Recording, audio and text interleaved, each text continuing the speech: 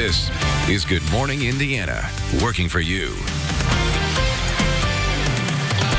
Good morning. I'm Lauren Casey. The time right now is 4:27 here on your Friday. Thanks for joining us.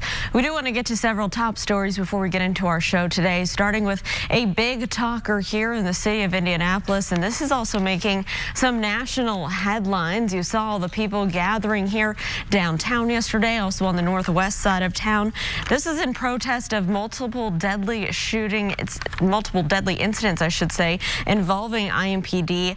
Over the course of just several hours. This happened yesterday into yesterday morning, those incidents. People were protesting mostly the shooting death of 21-year-old Dreasjon Reed.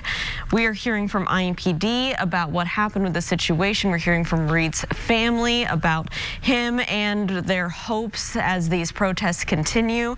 And we're also hearing from Chief Taylor about disciplinary options and actions that the officer involved in this shooting may be facing due to some comments that were heard over a live stream of this incident. So we'll break down that whole issue happening. This all took place on the northwest side. Another issue we're monitoring is a deadly shooting involving IMPD that happened just hours after this one. We're learning now from IMPD that they believe they were set up an ambush style attack by someone who called them to the scene, started firing at officers immediately. Officers returning fire and killing that person. So we'll break down both those incidents that happened over just a span of a few hours and are really starting to stir up things here in the Indianapolis community. We do want to take a turn right now to our forecast on this Friday. A few rain showers and sprinkles as I was heading into work this morning. Todd, what can we expect for our Friday forecast? Yeah, exactly what you mentioned there, Lauren. We're back into the rain shower activity, especially here this morning. Once we get to this afternoon, it'll start to improve a little bit across the area. Take a look at Storm Team 6 radar and the temperatures out there. And temperatures are in the 50s right now. And essentially, they are not going to move. You also see the rain that's streaming across central Indiana. Everything right now is very, very light, and it's expected to remain pretty light throughout the course of the day today. So as we look at your forecast today, again, temperatures hold steady right around 54 degrees. We'll deal with some rain showers. They're more steady as you work your way to the south, and that high of 54 well below our normal high of 70 degrees that we should normally see this time of year. The good news is it gets brighter tomorrow. The bad news is overnight tonight a freeze warning goes into effect. We'll talk more about that coming up in just a little bit, Lauren. All right, Todd, thank you so much. We do want to talk some good news today as it is Friday. A story about Mother's Day here, and people at RTV6 are mothers just like you and trying to navigate kind of this new normal that we're dealing with the coronavirus pandemic. A lot of people trying to work from home and also parent from home at the same time. So we'll bring you some of those stories and videos from our team here at RTV6. It's coming up right here on Good Morning Indiana. This is Good Morning Indiana, working for you. I'm going to give you the truth, whether we're in the right or the wrong. All I'm asking is that you give me time, give our department time to work those things out. Now at 4:30 on Good Morning Indiana, IMPD Chief Randall Taylor pledging truth, transparency, and fairness after multiple deadly incidents involving IMPD officers. And the U.S. is bracing for some historic numbers this morning. The reason today's unemployment numbers could be the worst in nearly a century. And Purdue is working towards getting students back on campus this fall, what they're planning to do to make sure that students stay safe when they head back to campus. But before we get to our top stories today, I want to welcome you to Good Morning Indiana. I'm Lauren Casey. Todd Clausen is standing by from home right now, monitoring the radar. And Todd, what's going on as folks are maybe heading out to work early this morning? Yeah, you know, Lauren, we have some scattered showers out there. They're all very light. That is the good news in the forecast, at least here this morning. But we're going to contend with these off and on through a good chunk of the day today. And you can see Storm Team 6 radar. There's not a whole lot on there to show you as of right now, but as we kind of zoom in, you can see that there are some light showers here and there with a little band of heavier rainfall that's just north of Lafayette that's going to kind of drop through the area. So as we work our way throughout the course of the day today, we'll deal with these showers off and on, but we're avoiding the heavy rainfall and the severe weather. Once again, that is going to be down to our south, so that is good news in our forecast, at least temperature-wise. We're in the 40s and 50s right now. It could be a little worse. These temperatures are going to hold pretty steady throughout the course of the day today. but then they'll start to fall off very, very quickly once the storm system departs down to the south. It's not an all-day rainforest. We deal with these scattered showers this morning, and then we'll taper it off into some sunshine by the time we get to 4 p.m. But shortly after 4 p.m., that's when the temperatures tumble. More on that, Lauren, coming up in just a few minutes. Revolution must be down. Revolution must be down. Revolution must be down. Revolution must be down. Multiple deadly police incidents in a span of around 7 hours. One case attracting national headlines and protests on the streets. That was the scene yesterday as residents gathered to protest the shooting death of 21-year-old Dreasjon Reed. Community leader D. Ross organized this event, which turned into a march through the streets of downtown Indy. Reed was shot and killed by an IMPD officer Wednesday night on the city's northwest side. Officers say the two exchanged gunfire after Reed led police on a chase and then tried to run away. The whole incident was streamed live on Facebook. Ross says that Reed's family wants to make sure that the world watched live on the internet and does not forget, and this does not go unpunished. I know that they want justice. They do want the officer to be fired, and they want him convicted of murder. No one's above the law. And I think we need to show that right now. Dreasjon's father also joined the calls for justice and peace at a demonstration outside of the City County building yesterday. Jamie Reed says he watched some of the video his son live streamed, but it's too painful to watch all of it. He also says he hopes his son's death leads to some systemic changes. I'm never going to recover from this. You know, this is just something that I probably will never recover from. By us rallying and coming together, it should help some, but it never helps, you know, at the end of the day, because it still goes back to the same. Now we're going to be talking about somebody else 2 months from now, you know, got gunned down by the officers. Many details about what led up to this shooting are still under investigation this morning. Here's what we do know, though. According to police, IMPD Deputy Chief Kendall Adams says that he and Chief Randall Taylor followed a car onto Michigan Road as it sped and ran stoplights. They eventually stood down after another officer got involved. Detectives say Reed then jumped out of the car at 62nd Street and ran away. According to the report, the officer tried to use his taser and then exchanged gunfire with Reed. Chief Taylor says he understands the community's anger and frustration about the incident. I don't have words this morning that will heal the wounds left behind by last night. I won't even try. I know that too many in the community say talk is cheap. Actions speak louder than words. So that is my commitment to the city. It is my commitment to the mayor this morning. We will act. We will act with transparency. We will act with fairness. We will act with compassion. We will act to live out the oath that we all swore to protect and serve Indianapolis. Chief Taylor also addressed an inappropriate comment heard on the video made by a detective at the scene. Taylor called the comments, quote, unacceptable and unbecoming of our police department. He went on to say the officer would be facing immediate disciplinary action. The other deadly police incident involved a shooting that happened hours later in a separate non-related incident.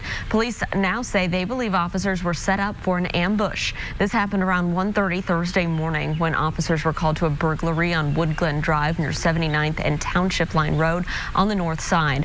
As soon as they arrived, officers say a man immediately began shooting a rifle at them. Officers shot and killed the man, identified as 19-year-old Mikhail Rose. Investigators believe Rose himself called 911 and may have planned to ambush those officers. No one else was hurt.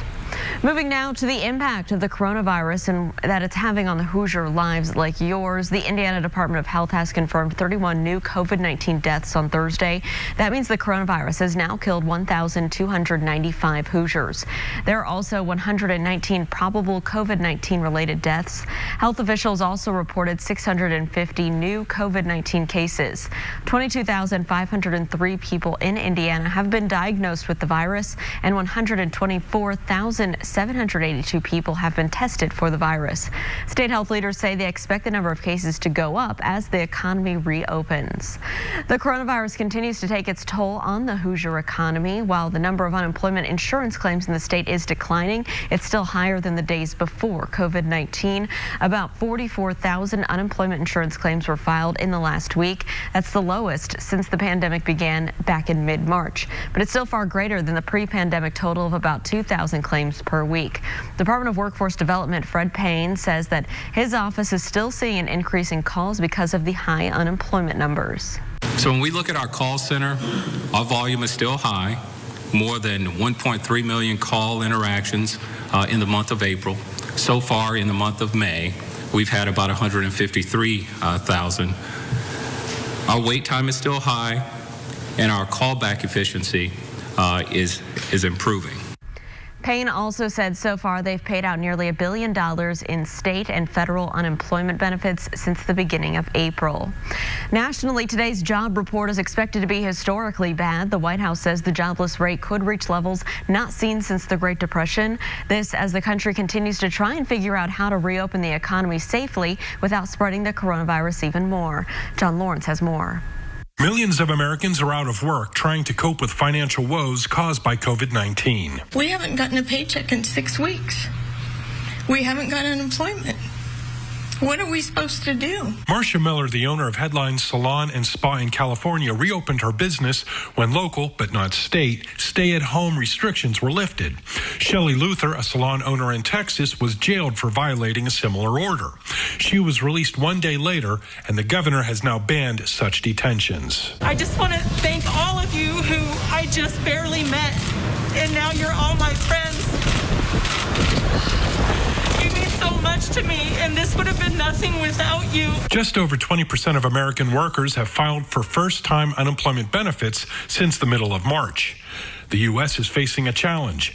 How do you let people go back to work and not risk the coronavirus spreading even more? People are talking about we should reopen the economy. It's more important than public health, or public health is more important than the economy. Some analysts say a combination is what's needed for the country to start a rebound. If we can contain the problem so that we know that the vast majority of Americans feel safe, they will start spending money and the economy will come back. I'm John Lawrence reporting. A senior CDC official says the White House won't implement the agency's draft recommendation for reopening America. The 17-page document detailed suggestions on how to safely reopen beyond the guidelines issued last month. The new guidance included specific suggestions for schools and churches. An administration official says CDC leadership hadn't seen the document before it was leaked, and White House task force members decided the draft was too specific given the different situations in each state. A plan to bring Boilermakers back to West Lafayette is taking a giant leap forward this morning. The Purdue University Board of Trustees approved the measure on Thursday. It includes reducing the number of people in campus workspaces by at least 1/3 and offering telework and remote work options. Also, there will be a systematic testing for those with and without COVID-19 symptoms, and flu vaccines will now be required for all students, faculty, and staff on campus. The university plans to set aside the number of rooms where those who test positive for COVID-19 can quarantine. You can read more about the plan on the RTV6 app. A new study of a drug President Trump touted as a possible cure for COVID-19 shows it may not work as well as once thought. Straight ahead, why some doctors are now advising against using the drug. And it seems like you can't turn on the TV or scroll through social media these days without seeing something called so-called murder hornets. What should you know, and why should you be so worried about them? We'll tell you what scientists have to say about the scary insects coming up. Todd. And Lauren, we're dealing with some rain showers here this morning across parts of central Indiana. Thankfully, we're avoiding the heaviest of the rain, and most of this rain is out of here by the time we get to this afternoon. We'll talk more about today's forecast and look ahead to Mother's Day weekend as well coming up when Good Morning Indiana continues. The time now is 4:40.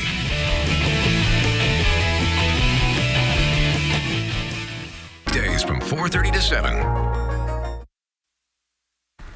Welcome back to Good Morning Indiana. It is 4:43 here on your Friday. This is a live look right now in the downtown area at your commute. I-65 and I-70 here at the North Split. Traffic is moving along up to speed. We do still have the lanes of I-70 in both directions closed between the North Split and over on the east side at 465. That'll last through the weekend and part of next week in both directions, so keep that in mind. Well, the Justice Department is dropping the criminal case against President Trump's first national security advisor, Michael Flynn. In 2017, Flynn pleaded guilty to lying to the FBI about his contacts with Russia. But in January, he asked to withdraw his plea, citing the government's, quote, bad faith vindictiveness and breach of plea agreement. Thursday, federal prosecutors asked the judge to dismiss Flynn's case. In the filing, the DOJ also said it can't prove beyond a reasonable doubt that Flynn lied, or that if he did, the lies were substantial. The court must still formally approve the DOJ request. The Senate has failed to override a presidential veto of the War Powers Resolution. The resolution was meant to rein in President Trump's authority to use military action against Iran without congressional approval. Now, this stemmed from the United States airstrike that killed that top Iranian general earlier this year, which sparked weeks of tension between Washington and Tehran. Trump called the resolution a, quote, very insulting resolution and argued the measure was based on misunderstandings of facts and law. He vetoed it on Wednesday, and lawmakers did not have enough votes to override. There is some good news to report this morning. There's been a lot of talk recently about those giant hornets known as murder hornets making their way into the United States. Well, scientists say despite the name, there's nothing you need to worry about right now. That's because cases of the giant bug attacking humans is really rare. In fact, agriculturalists in Washington state, where they were first spotted, say they want to drop the murder title and refer to them as their original name, Asian giant hornets. The CDC says the real threat is to the honeybee hives, which can be totally wiped out by the giant hornet. Right here at 4:45, we do want to get a look at what we can expect today in the forecast. Todd, we know it is a little bit of a wet morning as folks are heading out early. What can we expect for our Friday? You know, rain's in the forecast here throughout the day today, Lauren. It's all generally going to be very, very light. That is the good news. Here's a live look at Storm Team 6 radar. And you can see that these showers are making their way through the Bloomington, Spencer, Bloomfield area. And the further south you are, this is where, and I'll use this in a relative term, the showers are going to be a little bit heavier, or what we can call maybe a little more steady than northern locations. So if you're in Bloomington, Nashville, you're going to be dealing with these showers off and on this morning. Up to the north, you see it's more than just a few sprinkles and maybe a light shower is what you want to call in Lafayette, Frankfort, over towards the Anderson area. And the bigger picture shows a lot more green on the radar. And this is a different type of radar than I just showed you. Their last one was live Storm Team 6 radar. And not all this is reaching the ground. So that's why it looks a little bit worse than it is actually on radar this morning. And as we expand out even further, you notice all the real heavy rainfall is essentially from St. Louis down through Arkansas into Oklahoma City. So we are going to avoid the heavy rainfall, and we are going to avoid the severe weather. So that is good news. More just a light inconvenience here this morning with these showers moving through. As we get into the 8:30 hour, you notice the sharp cutoff with the rain to the south and nothing to the north. More than just a few sprinkles, and that's just about it. Nothing more than a few sprinkles. And then by the noon hour, most of this rain is making its way out of the area, and that's going to set us up for actually some sunshine to end the day. The problem is, once we clear the skies out, the temperatures, they are really, really going to start to tumble. So as we go forward in this forecast, temperatures right now, they are sitting currently in the 50s across most of the area. And these temperatures will continue to make their way up a couple degrees for your afternoon highs into the mid 50s. 53 right now in Indy, 51 is the current temperature in Bloomington.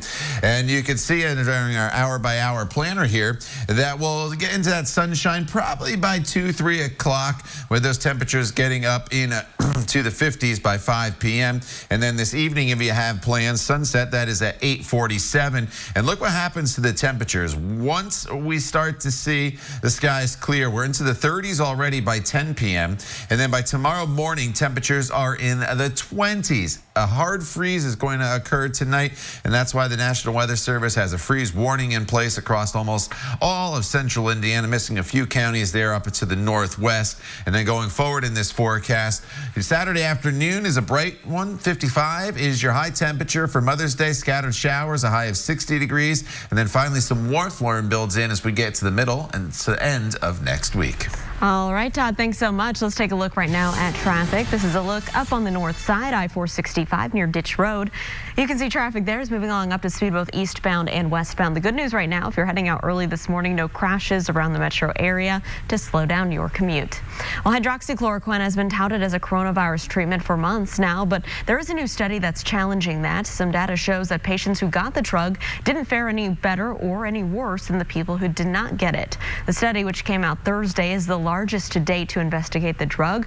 Researchers looked at more than 1,000 COVID-19 patients in New York over the course of a month. They found no evidence hydroxychloroquine helped people survive. They also say patients did not have a lower risk of needing a ventilator. Anyone flying with Frontier Airlines should prepare to have their temperature checked. The airline plans to begin temperature screenings for all passengers and crew members next month. Screenings will be done with a touchless thermometer by the agent at the boarding gate.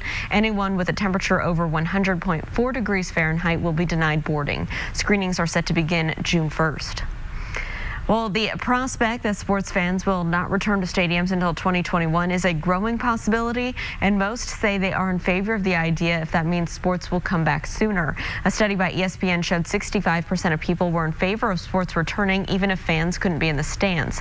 Several major sports leagues, including the NBA, MLB, and NHL, have weighed the option of returning with teams playing and residing in a localized area or areas. And IndyCar announced Thursday it will begin its season next month with no spectators and limited access to the track. And speaking of sports, the Indianapolis Colts are ready to welcome fans back to Lucas Oil Stadium. The NFL has released its schedule for the 2020 season, and here's a look at the Colts lineup. The team will open the season in September on the 13th against the Jaguars in Jacksonville. Then they return to Lucas Oil to back-to-back home games against the Vikings and the Jets. You can find the team's complete schedule right now on the RTV6 app. NFL facilities are still under lockdown due to the COVID-19 pandemic. The league has not said publicly whether or not it will shorten the season, but it did leave room in the schedule to drop games if needed. We need to think about those populations that we don't think about all the time. A Kentucky college student on a mission to make life more accessible for the deaf and hard of hearing. Coming up, see her unique idea that's gaining nationwide attention. And coming up all new at 5, RTV6 is partnering with Tour de Cure to raise awareness for diabetes. But this year's event's going to look a little different. Alyssa Donovan shows us how they're encouraging people to get outside and bike while still maintaining social distancing. It's 4:51 on your Friday. Stick around. We'll be right back. Fuel are proud supporters of local literacy. Welcome back. A Kentucky college student's idea to make masks for the deaf and hard of hearing has really taken off. Since the beginning of this project in late March, Ashley Lawrence has gotten 20,000 requests. It's been a month and there's been 10,000 emails. And at some point there were like 1,000 emails a day. The unique masks have a clear window over the mouth so that patients can read the lips of medical providers. Ashley says requests for her masks have poured in from all 50 states and 6 of the 7 continents. She shipped 100 to her local community, and to others she started sending tutorials.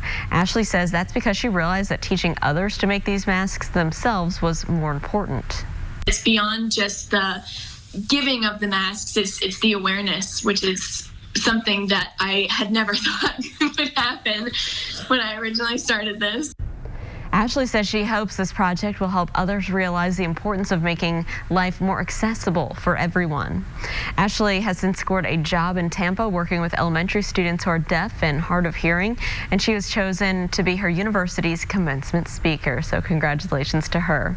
All right, it is Friday, and a lot of people probably hoping for another nice weekend like we had last weekend, Todd, but it's not going to be quite the same. No, it's going to be a lot different, Lauren. One Saturday last weekend was 82 degrees. Today, or this weekend, we'll only be getting up to 55. Today, we'll be dealing with scattered showers, mainly here throughout the morning hours. But the big focal point this weekend will be Saturday morning, 29 degrees. Freeze warnings posted across the entire area. Make sure you protect those plants. As we get to Mother's Day, 60 degrees. It's not a washout, but there will be some scattered showers around, especially as we get into the afternoon hours. Still chilly to start next week, and then warmer temperatures. More seasonable weather finally works in by Wednesday and Thursday, and then it looks like we'll keep it into next weekend. We'll talk more about your extended forecast in detail and have the latest news headlines for you coming up when Good Morning Indiana continues. The time now is 4:57.